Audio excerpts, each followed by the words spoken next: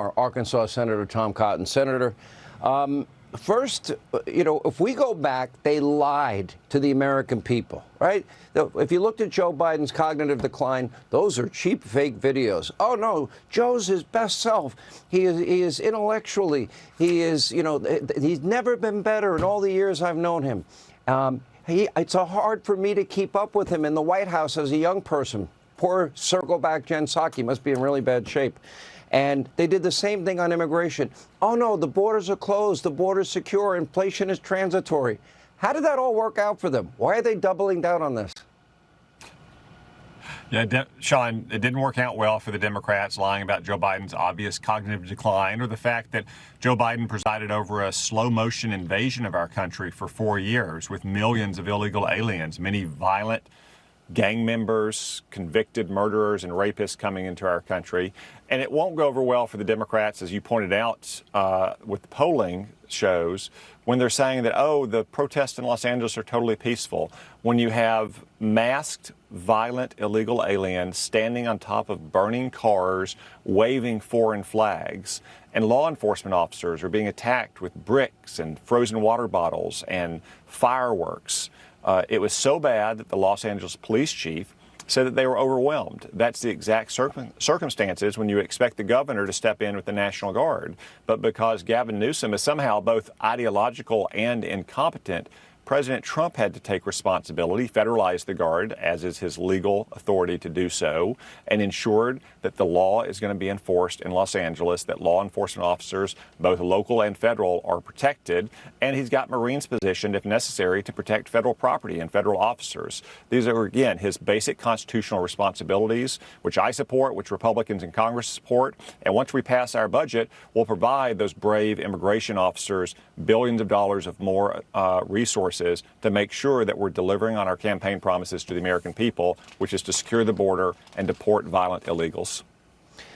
Can you go through exactly why the president has, and past presidents have done this as well, with or without governor's permission?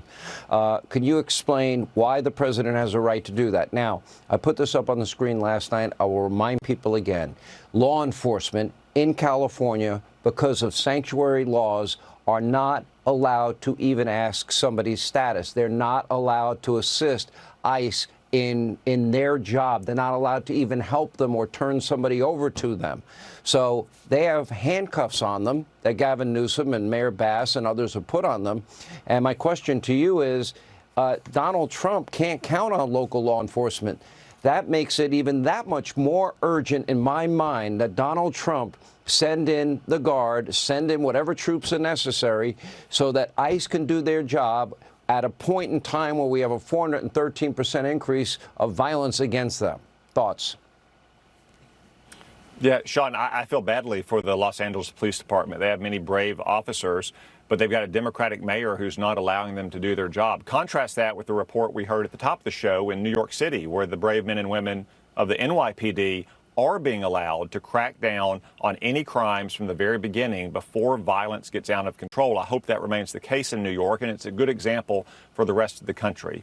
But you always hope local police can maintain order. But in some cases, if they're not able to because of the scale of the violence, or as is the case in Los Angeles or was in 2020, if they're not allowed to by Democratic mayors, then you expect the governor to call out the National Guard. Again, if you have a Democratic governor who refuses to, the president is well within his authority to federalize the Guard to ensure that life and property is protected. It happened, Sean, for instance, in my state in the 1950s, when a racist Democratic governor called out the Guard to block the desegregation of Little Rock Central High School. President Eisenhower said, I don't think so. He federalized the Guard to ensure the desegregation of Little Rock Central. And the final step, if necessary, and President Trump has said it's not necessary yet, is the Insurrection Act and using active duty troops. I hope we don't reach that point. I know President Trump doesn't as well. But again, that is a venerable law that goes back to the beginning of our country. That is the last step that the president can take if he has to use active duty troops to restore order to protect innocent civilian life and property.